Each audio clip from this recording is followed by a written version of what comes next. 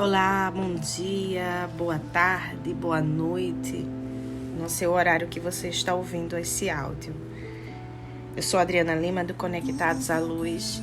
Estou de volta para mais uma série de sublinhados e comentados do livro Uma Vida com Propósito, do autor Rick Warren. Muito obrigada pela tua companhia e hoje estamos no capítulo 18. Tendo uma vida em comum. Sabe, lá em Colossenses capítulo 3, versículo 15 diz que cada um de vocês faz parte do corpo de Cristo e vocês foram escolhidos para viver juntos em paz. Em Salmo 133, o verso 1 fala: como é bom e agradável que o povo de Deus viva unido, como se todos fossem irmãos. Sabe, a vida foi feita para ser compartilhada. Deus deseja que experimentemos uma vida em comum. A Bíblia chama comunhão essa experiência compartilhada. Hoje em dia, entretanto, essas palavras perdeu grande parte do seu significado bíblico. E comunhão ou confraternização quase sempre é uma referência à conversa casual, a alguma atividade social, à comida e à diversão. A pergunta onde você congrega significa qual igreja você frequenta. Ficar para a confraternização normalmente significa esperar pelo lanche. Comunhão é muito mais que apenas aparecer aos cultos. Significa experimentar a vida juntos. Isso inclui amar altruisticamente, compartilhar com transparência, servir nas necessidades práticas, autossacrifício, consolar solidariamente e todas as outras atividades seguidas da expressão uns aos outros, encontradas no Novo Testamento. Quando se trata de comunhão, o tamanho importa, quanto menor, melhor. Você pode adorar no meio de uma multidão, mas não pode ter comunhão com toda ela, sabe? Quando um grupo aumenta para mais de 10 pessoas, alguém deixa de participar. Normalmente o mais reservado e umas poucas pessoas acabam dominando o grupo. Jesus ensinava dentro do contexto de um pequeno grupo de discípulos. Ele podia ter escolhido mais, mas sabia que 12 pessoas era o número máximo razoável para um grupo em que se pretende que todos participem. O corpo de Cristo, assim como o próprio corpo humano, é, na verdade, um conjunto de muitas células pequenas. A vida do corpo de Cristo, tal qual nosso corpo, está contida no interior das células. Por essa razão, todo cristão deve fazer parte de algum pequeno grupo dentro de sua igreja, sabe? Um grupo de comunhão nas casas, uma classe de escola dominical, um grupo de estudo bíblico. É nesses encontros que ocorre a verdadeira comunhão e não nas grandes reuniões. Se você imaginar a sua igreja como um navio, os diversos grupos são os botes salva-vidas presos a ele. Deus fez uma fantástica promessa a respeito dos pequenos ajuntamentos de cristãos. Onde se reunirem 2 ou 3 em meu nome, ali eu estou no meio deles. Infelizmente, mesmo que você frequente algum grupo, isso não é garantia de que irá experimentar comunhão real, sabe? Muitas classes de escola dominical, de algum grupo e outros grupos na igreja ficam presos à superficialidade e não fazem ideia de como é experimentar a verdadeira comunhão. Mas qual a diferença entre a comunhão verdadeira e a falsa? Na verdadeira comunhão, as pessoas experimentam a autenticidade, sabe? A comunhão autêntica não é superficial, não se resume a conversas sobre banalidades. Ela é genuína, de coração para coração, às vezes permitindo um compartilhamento de assuntos íntimos.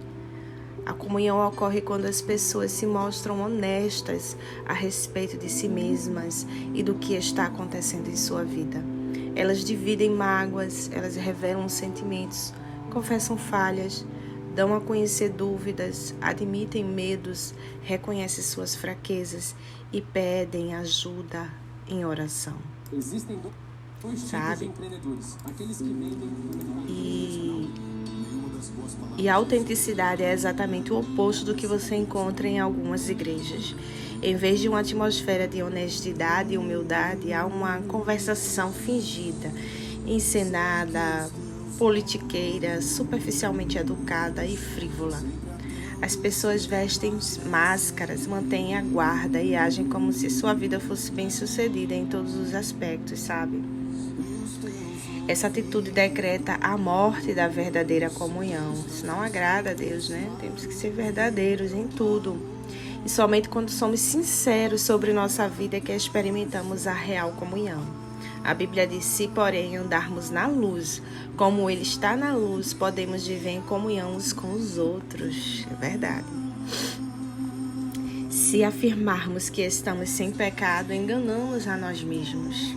O mundo pensa que a intimidade ocorre na escuridão, mas Deus diz que ela ocorre na luz. As trevas são usadas para esconder ferimentos, erros, medos, fracassos e falhas.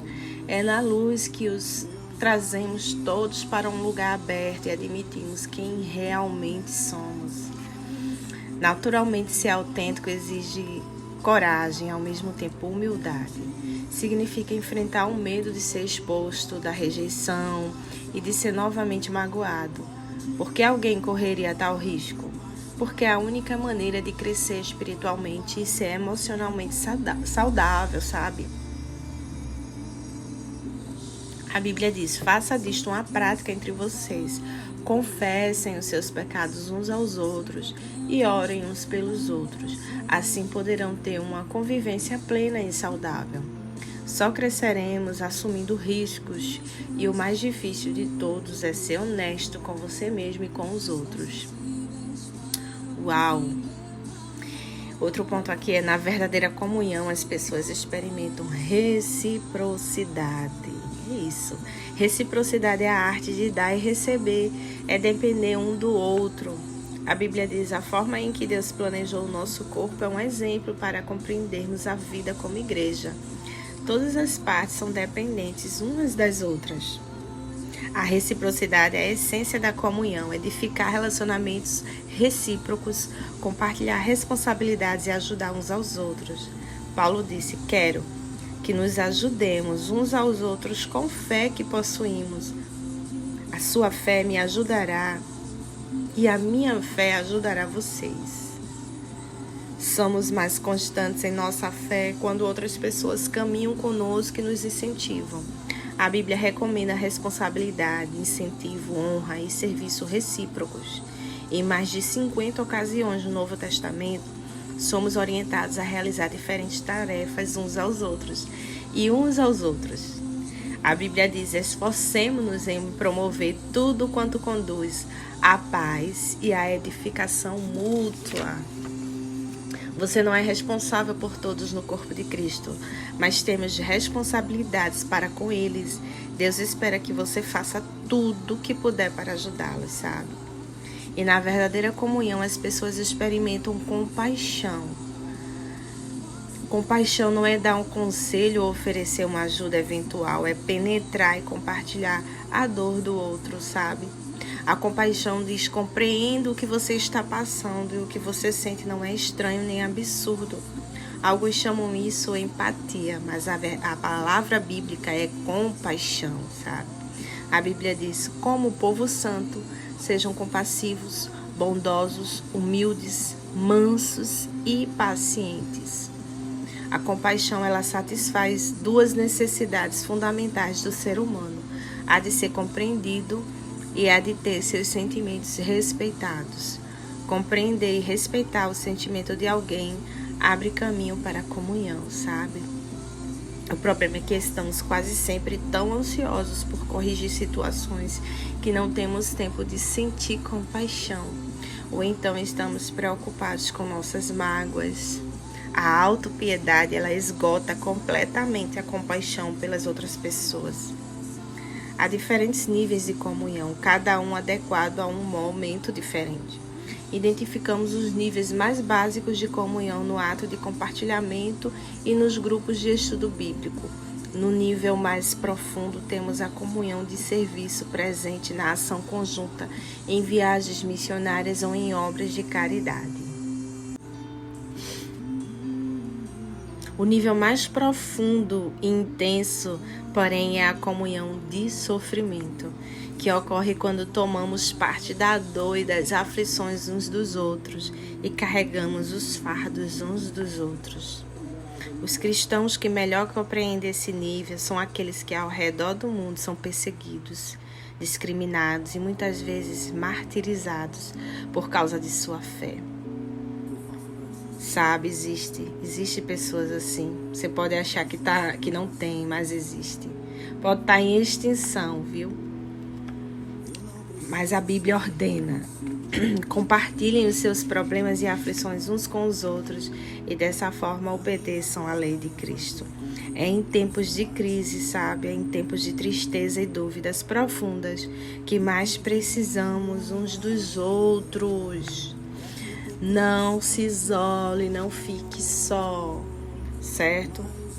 É nesses momentos de tristeza, de crise, de dor, que você precisa compartilhar, não guarde para si. Converse com Jesus, converse com alguém de sua confiança, sabe? Que você saiba que tem comunhão, intimidade com Deus. Não abra sua vida para qualquer pessoa, mas você precisa ter você tem que compartilhar os seus problemas e aflições, senão você adoece, sabe? E compreender e respeitar o sentimento de alguém, ele abre caminho para a comunhão. É isso que o Senhor quer, isso que o Senhor nos ensinou. Jesus, eu acho que ele foi o maior psicólogo de todos os tempos, como diz Augusto Cury, sabe? Augusto Cury já disse isso e é verdade. Ele nos conhece como ninguém. O Deus, o Verbo se fez carne, sabe? E habitou entre nós. Então ele sabe, ele sentiu as dores, né? Ele sentiu tudo que você sente. Rejeição, todo tipo de sentimento ele sentiu, mas não pecou, sabe? Mas o pecado não habitou nele. Então, quando as circunstâncias nos esmagam, sabe, a ponto da nossa fé vacilar, é que mais precisamos de amigos cristãos. Precisamos de um grupo de amigos que tenham fé em Deus e por nós e nos ajudem a superar as dificuldades. Não há problema algum você ter amigos que não sejam cristãos, não há problema algum. Mas quando você estiver na situação ali apertada, né? Como diz aqui no livro, quando as circunstâncias, as situações nos esmagam a ponto da nossa fé vacilar, é aí que a gente precisa de amigos de fé, sabe? Para que nos ajudem a superar as dificuldades. Em um grupo menor, o corpo de Cristo é real e palpável. Mesmo quando Deus parece distante, foi disso que Jó necessitou durante seu sofrimento. Ele exclamou: um homem desesperado deve receber a compaixão de seus amigos, muito embora ele tenha abandonado o temor do Todo-Poderoso.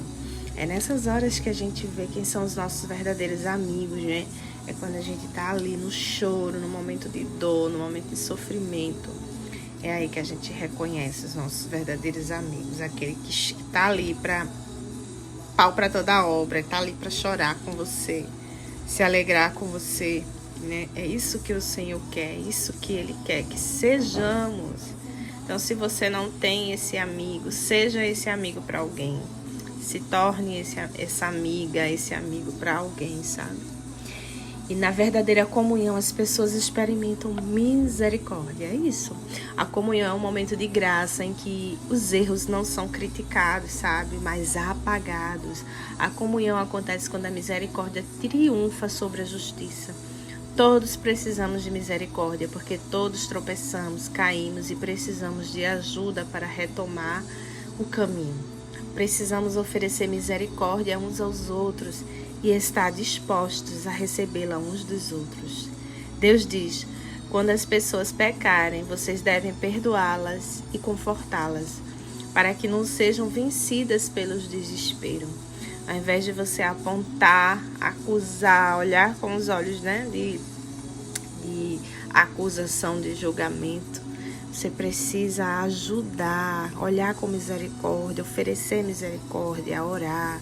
Eu acho que a maior prova de amor por alguém é você orar, é dobrar seu joelho e orar. O que você não pode fazer com palavras, o que você não pode fazer com ação, o que você não pode fazer, ore. É a melhor coisa. É a maior demonstração do amor, sabe? Quando puder falar, quando puder dar um abraço também, faça isso. Você não pode ter comunhão sem que haja perdão. E Deus adverte, jamais guardem rancor, porque a amargura e o ressentimento destrói, sabe, a comunhão. Por sermos imperfeitos e pecadores, inevitavelmente magoamos uns aos outros. Depois que passamos juntos algum tempo, às vezes magoamos uns aos outros intencionalmente e às vezes sem querer mesmo. Mas de qualquer maneira, faz-se necessário uma enorme quantidade de graça e de misericórdia para criar e manter a comunhão. A Bíblia diz: vocês precisam ter consideração para com as faltas uns dos outros e perdoar os que lhe ofendem. Lembre-se, o Senhor perdoou vocês, por isso vocês devem perdoar uns aos outros. Meu Deus, que forte. É isso. A misericórdia de Deus para conosco é um estímulo para que sejamos misericordiosos uns com os outros. Lembre-se, jamais lhe será pedido que perdoe alguém, mais do que Deus já lhe perdoou. Sempre que for magoado por alguém, você terá uma escolha a fazer. Usar sua energia e seus sentimentos para buscar vingança ou para encontrar uma solução. Você não tem como optar por ambas as coisas, é isso.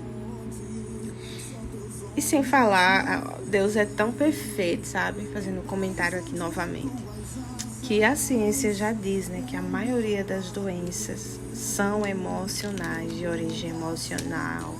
É falta de perdão, é você guardar rancor. Tudo que você guarda para si vai te adoecendo, que o corpo fala, o que a mente, o que a voz não diz, né? O que você não expõe, o que você não fala e você guarda, o teu corpo fala por você, então você adoece.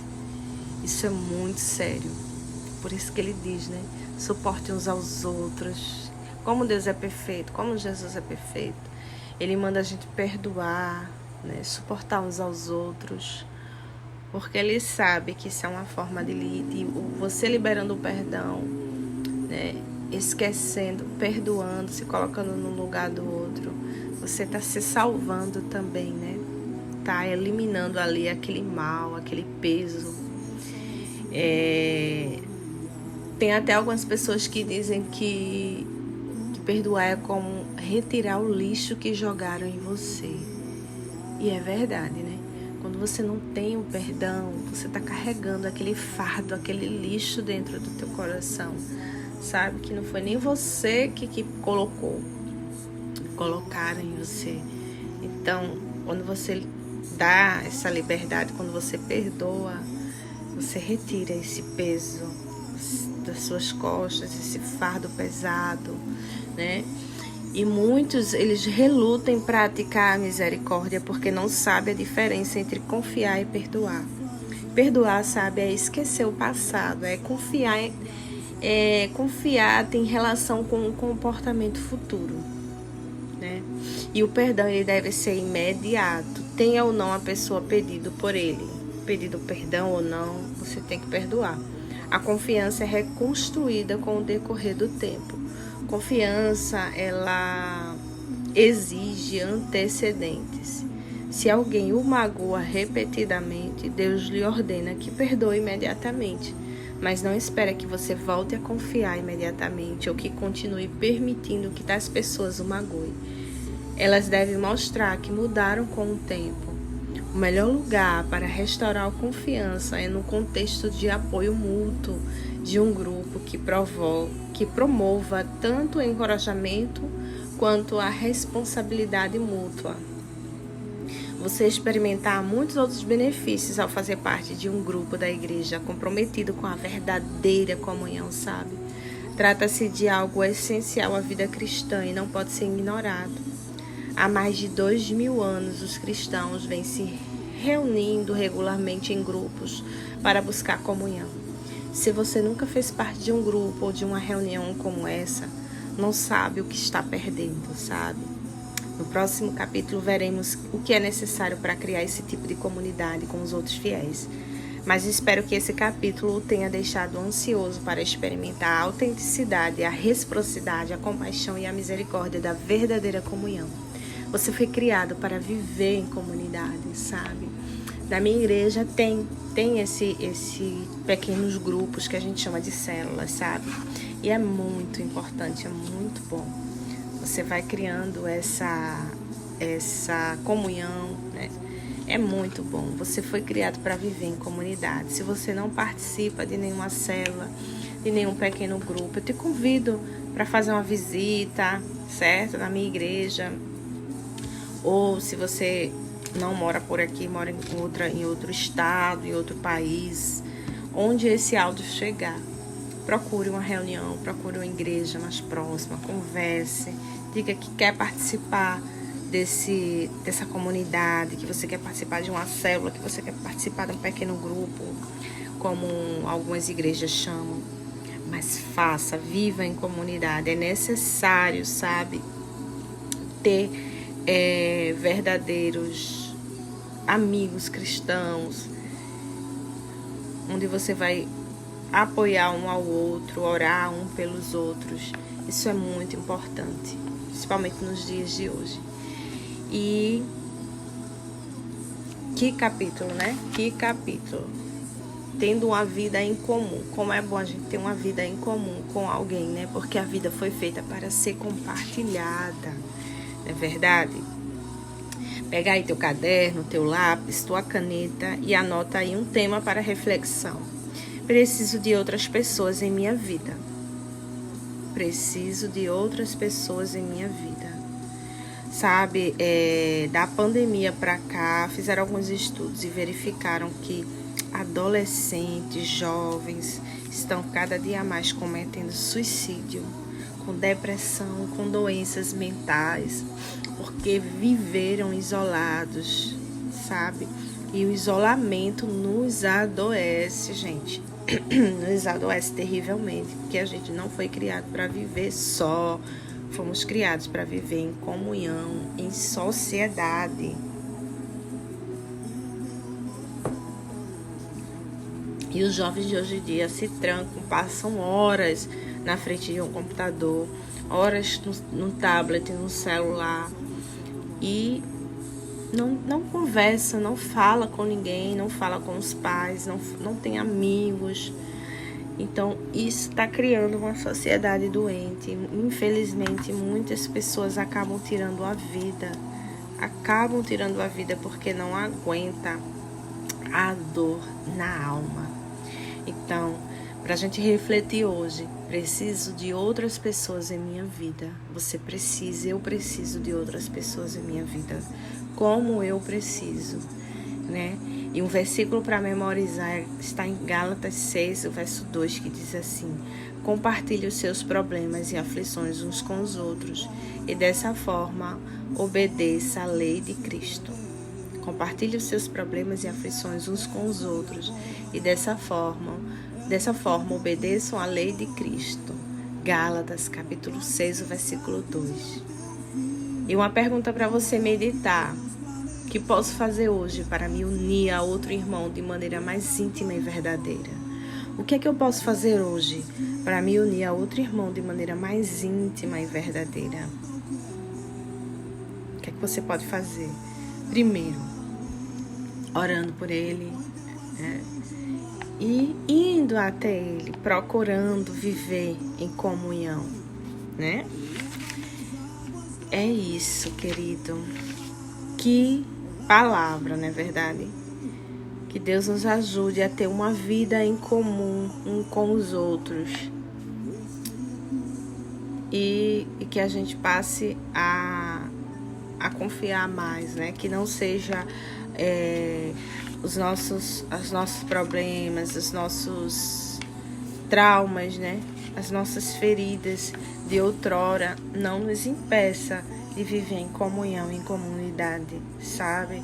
Porque muitas vezes você pode ter sido ferido, ferida no passado, e hoje você não consegue confiar em mais ninguém. Talvez você não consiga confiar nos amigos, talvez você não consiga confiar mais no seu marido, no seu esposo ou sua esposa.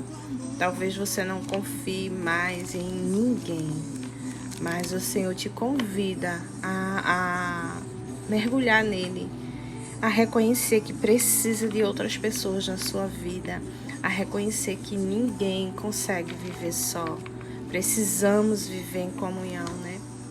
Ai daquele que está só, que não tem com quem não tem quem levante, né? Tem até um versículo que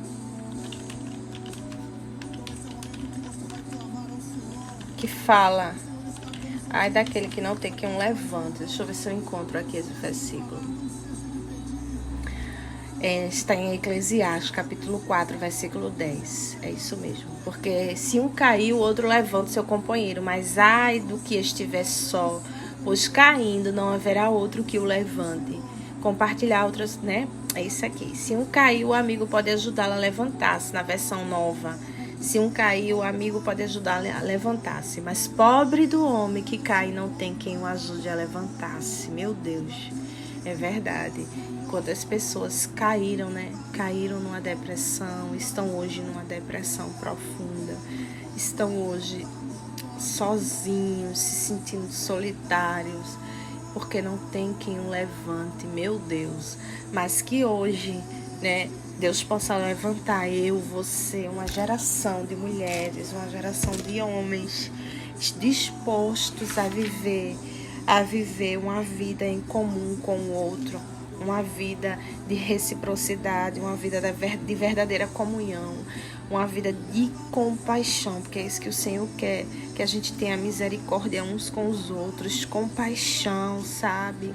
Empatia, amor, né? A piedade de procurar ajudar, desde uma oração, desde levantar uma igreja em prol de alguém, levantar uma igreja para visitar alguém, um enfermo, um doente, sabe?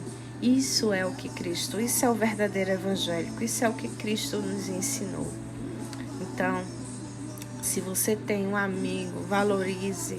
Se você não tem, peça ao Deus que Ele te dá, porque pobre do homem que cai não tem quem o ajude a levantar-se.